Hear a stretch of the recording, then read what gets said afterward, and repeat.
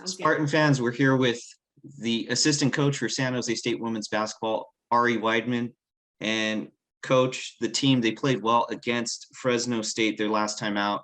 A back-to-back for San Jose State against Fresno State, one at home, one on the road. They kept the game close until the fourth quarter and then suffered a tough loss. But statistically, you would think that San Jose State would have won a game like that, shot almost 50% from the field, almost 40% from beyond the arc. Why do you think the Spartans were unable to pull out the victory against Fresno State the last time out? Yeah, I thought we played a lot better than we have been, but we talked about our three keys, and that was going to be winning the rebounding battle, and we lost that. It was close, but we lost that composure battle.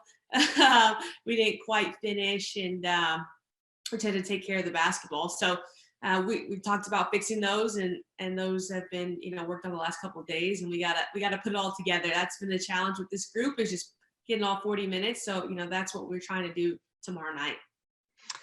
I already alluded to some of the positives for the Spartans in that game against Fresno State on the road. Another positive, Ella Ogier, she led all Spartans in points for the second straight game. This time she had 19 points alongside Megan Oberg, who also had 19. What improvements have you noticed in Ogier's game that's allowed her to be consistent in the scoring column and just be more productive overall these last two games? Yeah, Ella and Meg played great in that series, and Ella's just got a great motor. She plays really hard every possession, and she's made good reads off a ball screen. She's been unselfish. The ball kind of finds its way to her, and she's just been able to hit some shots. And so we really need her to be special for us to continue to progress and try to get some wins. Another positive for San Jose State, and I thought this really stood out in the box score, and I'm sure it pleased the entire coaching staff. Only 8 turnovers, and 8 turnovers on the road against a rival and a very good team. The ball control has improved throughout the season, and it seems like the team they're slowly starting to shoot better. The games are getting closer. As a coach, how satisfied are you with the progress of the team despite the record? And is there some truth to the statement that maybe the record is a little bit misleading? Yeah, I think coach has done a great job of just trying to keep everyone motivated and just know that we still have a lot of season left and we have to keep getting better every day. So that's been something that we've talked about. And I think that for us to continue to progress is important, and everyone just has to stay locked in. We're just trying to keep everyone connected. We've been talking about connection. So if we can get that together, I think we have enough talent to get some wins. And so we're hopeful. We can always peak late, but we've just kind of been still developing this chemistry we've had with our new team and some injuries. So definitely hopeful, as long as we continue to work hard and focus on, seeking the positive and just getting the job done. That's kind of our main thing, is the next man up and just be ready. The team had a lot of turnover from the season that was ended abruptly to this season. And you said how the team might peak late.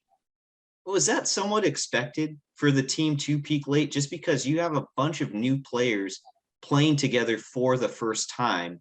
And in a time like this, where you may have pauses during the season where you're not able to practice all of these players together, people end up, having to sit out for a week, 2 weeks. Is that just par for the course for this season for San Jose State because you have so much new personnel? Yeah, I mean, ideally we thought it would, we'd connect and mesh a little bit earlier, but I think that might be part of it. And so we're excited that we have an opportunity to keep going, like I said, and I think we're all just figuring each other out still. And, there's ups and downs with COVID, but we just have to continue to keep working. And I think that they're getting more comfortable with each other. And so, I mean, yeah, a little bit of expected to come late, but, I hope that's the case. That'd be awesome, because I think that we've got a chance to still, continue to try to be special this year. We're here with assistant coach Arielle Wideman for San Jose State women's basketball. And one of the standouts for San Jose State women's basketball in this first half of the season has been Sydney Lewis. Sydney Lewis did have decreased production in those last two games against Fresno State. How can she get going again? And what can the Spartans do to establish not just one scorer, but maybe the 2 to 3 that you really need in conference play to win games? It seems like the Spartans, they've had 2 scorers in a game, they've had 1 scorer in a game, but seldom has San Jose State had 3 this season. Yeah, so I think that our team, we've talked about this, JC's talked about this, is that we're going to do it by committee. So we need that third person to step up, and everyone's got to pitch in, obviously, as well. And we have had that 1 or 2 people. So we're challenging this group to do it by committee. And Sid's been a bright spot throughout the year. She had a rough series, but she just has to continue to be aggressive and take good shots, get on the glass whenever she's active. On both ends is when she plays better. So we've just got to get her confident with these matchups. And I think that she'll be able to step out on the perimeter this series versus UNLV. And then she's got to run the floor and finish her on the rim. So she's got to be more efficient. She's always going to get her shots. But we definitely need Sid to be an impact player for us to really move forward and try to get a W. You mentioned UNLV. UNLV is the next team up for San Jose State. They play the Spartans on Wednesday, January 19th. And well, they're a very talented bunch. 3 players averaging double-figure scoring. But one thing that stuck out to me when researching the Lady Rebels, it kind of turned the ball over a lot. 15 turnovers per game. Does that influence the San Jose State defensive approach? Might we see more presses from the Spartans tomorrow? Might we see you pick up the point guard at the midcourt line? I don't necessarily want you to give away the game plan, but might we see some more pressure looks from San Jose State to maybe push UNLV towards that trend of theirs to turn the ball over? Yeah, no, good question. We definitely look at that in terms of the game plan, and not to give away too much, but we definitely would like to mix it up defensively against them. So that'll be one of the game keys for us. We'd rather, be beat from the perimeter than because we know that they want to pound the ball inside. So we're going to protect the paint and build out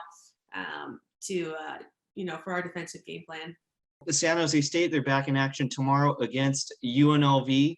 That game will be at 6 p.m. on the Mountain West Network. If you can't make it to the game in person, Assistant Coach Arielle Wideman, thanks for your time. Thanks for joining us. The first interview with you this season. So hopefully good luck charm and you get the win tomorrow. Definitely. Thank you. Spartan up. Thanks, Daniel.